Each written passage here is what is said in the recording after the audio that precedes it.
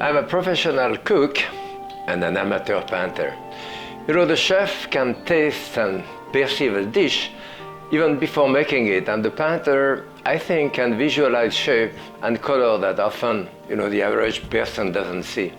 I've been painting for over half a century, cooking for over 70 years. When I look at my old painting, I wonder how I did them, It was another time, and I feel very different today. Really, I couldn't paint the same way, even if I tried. I often wish I could taste dishes that I made 60, 70 years ago. I know I would be surprised by how much, maybe my palate and my vision and change.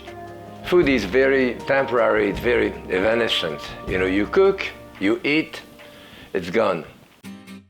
However, the painting remains, a witness to the past. Over 50 years ago, I started writing and illustrating menus when I had guests of a special occasion like Christmas, birthday, So I had all of those books here, and I have about 12 of those menu books like that. And my menu very often end up with chicken, And so I started painting chicken, a lot of them. Some conventional, whimsical, some funny, I painted them as vegetable or fruit, or sometimes only simple head drawing. Birds are often also depicted in a more surrealistic or figurative way. I do those large paintings of some bird.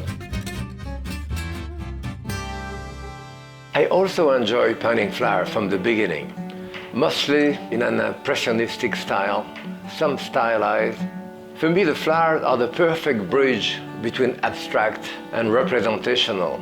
I rarely use a model, I like to add touches of color in a kind of instinctive, almost automatic way, to create a feeling, an emotion more than a representation exactly. In a way, this is true of all my painting. Some of my landscapes are very traditional.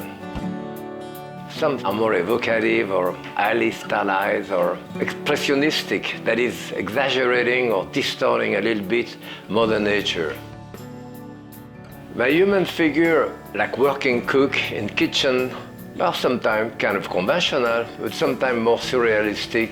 However, when I do female representation, they are usually very fanciful depictions, My daughter Claudine liked my abstract or semi-abstract painting the most. Unconsciously, I often come, almost all the time, out with painting associated with food, like a buffet, dining room, a picnic, or kitchen tool or equipment in one form or another. Somehow, what emerges from canvas represents food in shape or conformation, from fruit to dishes, from vegetable or a bottle or bowl. I guess as a cook, I cannot escape myself. Usually, I start with an idea, getting inspiration either from a photo or just looking at nature.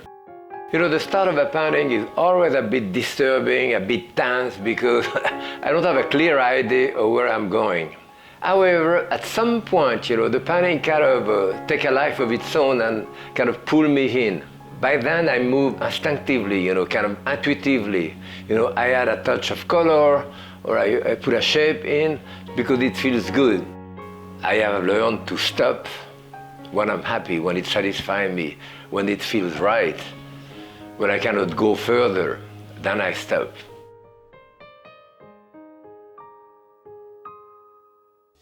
And actually, the same process very often with cooking. Unless I do a book, I rarely use a recipe. I taste. I'm going to put a dash of Tabasco, but taste it. If your pepper is hot, you don't need to. I add, I correct, moving through all the dishes or all the ingredients very intuitively, to reach the finished dish.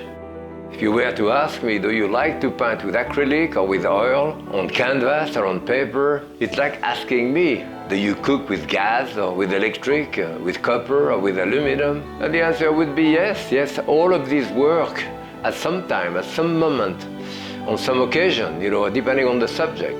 Painting, just like cooking, satisfies me.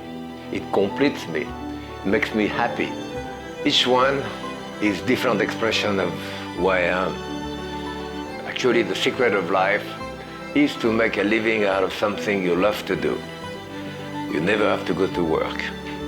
Happy cooking and happy painting.